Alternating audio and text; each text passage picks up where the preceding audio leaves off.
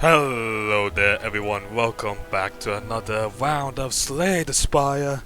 We have the Defect with us today, so hopefully we'll get through it on his Ascension level 12 and hopefully get him to Ascension level 13, so yeah. Alright, let's take a look here. Let's see, looks like most of the paths probably have at least one, so I'm trying to figure out. We could get a possible cheese here, so that would be nice.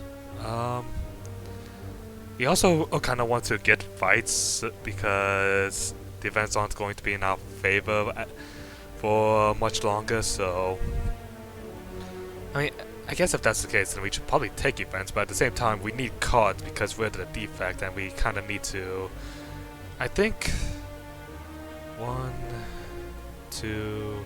Yeah, I think this way might be the best because it has a ton of pit stops that we can at least upgrade or rest if we need to. So I think that might be what we're doing. Not to mention we have a good chunk of fights, so hopefully we can get something. So we'll go with enemies. The next 3 combats have 1 HP, so that way we can just simply get them over with and pray that we can get some good cards, you know.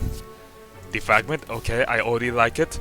We have the defragment, we have the start of something at least, so I mean, why not? It is in our favor, and we're not going against Hexaghost, which is unfortunate, but I mean, we can still make use of the fact that we're going to get more gold from combat so early, so that would definitely be kind of useful for us. Overclock is tempting, but I think Sweeping Beam might be the better answer here since we need something to take care of, like when we're dealing with multiple foes like that, you know? Okay, now we'll go with Overclock since, so that way we can draw into it, you know? Alright, so dual cast, hopefully, so close. Alright, we'll go ahead and take out that louse and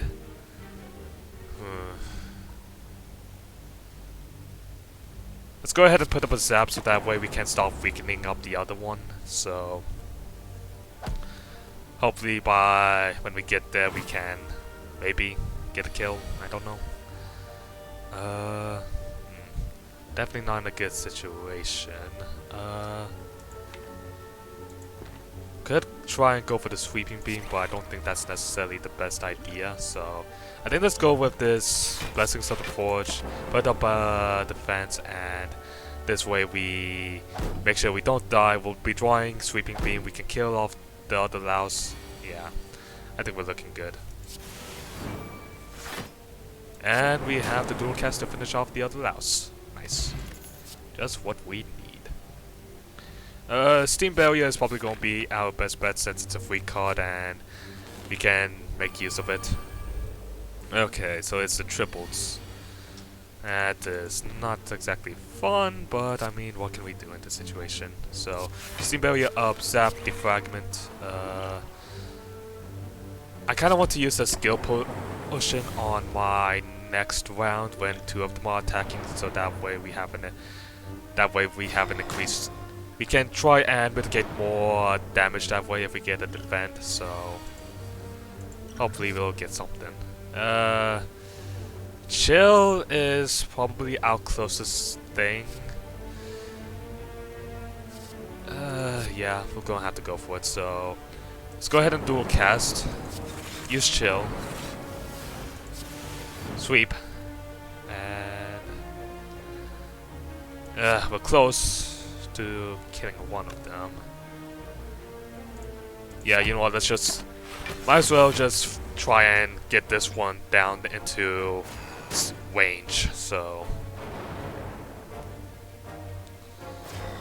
Alright, I mean on the bright side we basically have 9 block a turn, so as long as we just simply play it somewhat safe, then as long as we get like one defend, then we can basically block any attack on us, so that's nice. Alright, sweeping beam. not nice. I guess we can go into Zap, so that way we can switch to an offense now. So both of them are within 2 strikes of death, so that's nice. We should be fine, I think. Overclock, see what we get. More defense, lovely. Not exactly what we needed there, but I mean... Actually, no, we don't really have any more strikes. We already used all of them. Shit. I mean, I guess we'll still be fine since we did have a defend in the pool, so... I think we... yeah. At this rate, the Zaps will finish off the sentry, so we don't even need to worry about it now. Although we are at 27 health, I am not exactly a keen fan of the fact that we are at a very low threshold already. Let's go with Whip and Tear. Oh great. We don't really want to eat, so that means we're kind of stuck in this situation where we're forced to attack. Ugh. That's not nice. 18 damage. Shame that we couldn't get the anchor. Horncleat is... I mean, the Horncleat is kind of fine, but I mean, it's just simply not the same, you know? You know what? Let's go ahead and put this one guy beast at that store, so that way we can kill him if he's going to attack, and we don't need to worry about these two.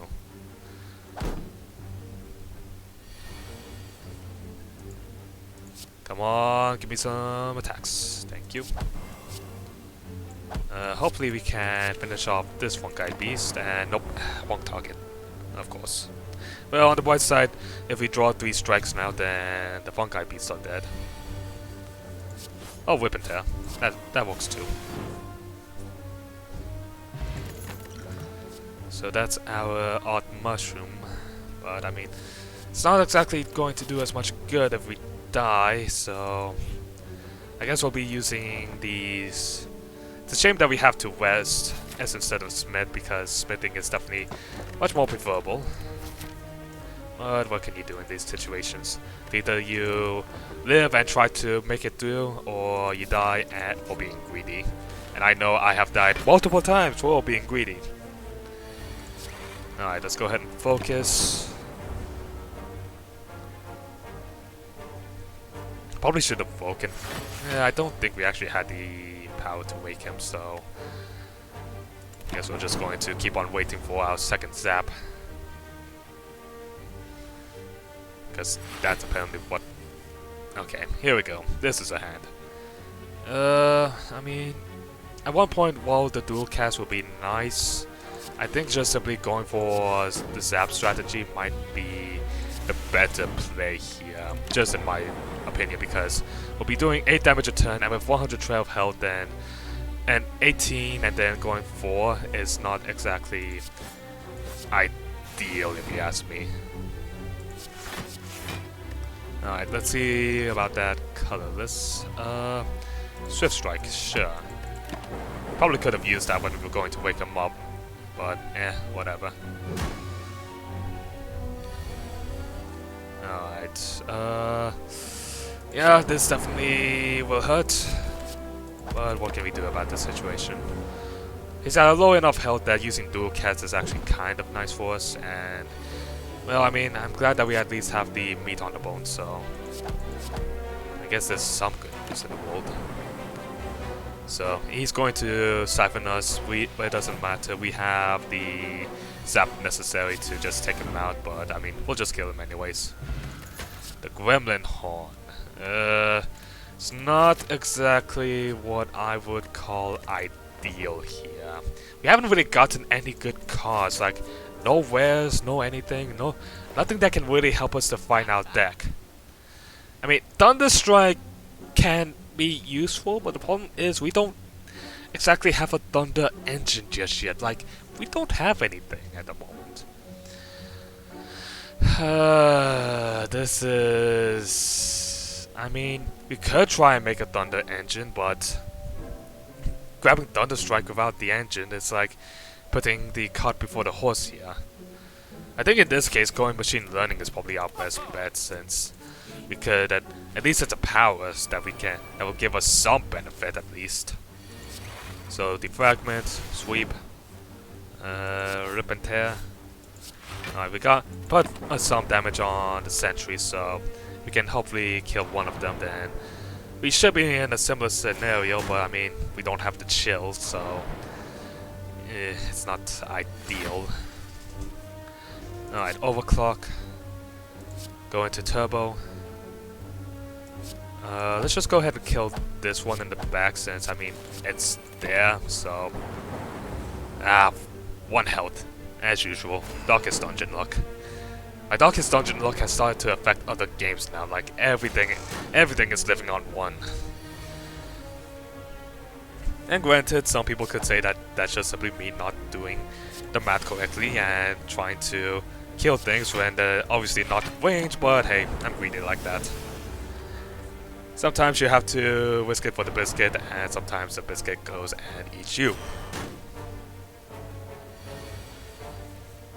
Okay, come on, whip and tear. Okay, decent. I mean, at least this way we can keep ourselves defended from the burn that we inflicted on ourselves. Kind of wish we had the, if we can get the first aid kit, a relic from somewhere, we should be fine. We still don't really have an engine with us. And we're at the end of the first stage. That is not good. Let's go ahead and upgrade the fragment and pray, I guess. Because we need something.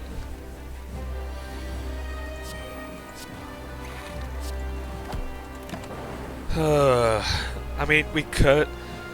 The problem is that with no engine with us at the moment, we are kind of just simply floundering about, praying that we don't get basically insta-jibbed.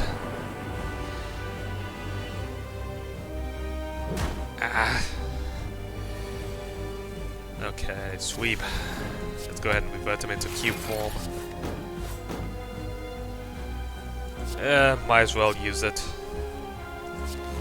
I mean, this way, I mean, we are doing damage with 3 lightnings, so I mean, that's 15 damage a turn. We have him on the clock. It's not the best clock ever, but it's a clock.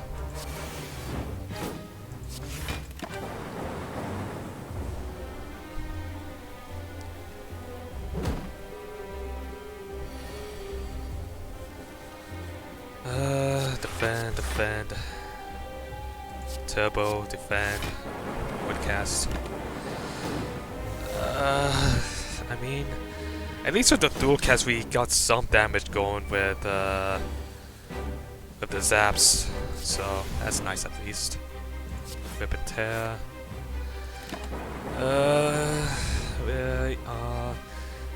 This is gonna hurt. I'm not sure if we can actually live through this. Are we actually going? I feel like we're actually going to probably end up dying to this guy.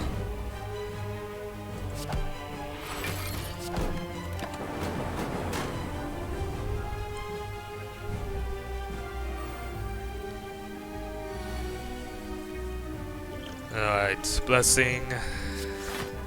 Fend. We'll cast, replace with the zap. Strike him. Does that? No, it doesn't kill us, but I mean, it does put us at a very low threshold. I mean, we're already at a very low threshold, but I mean, we're dead regardless, so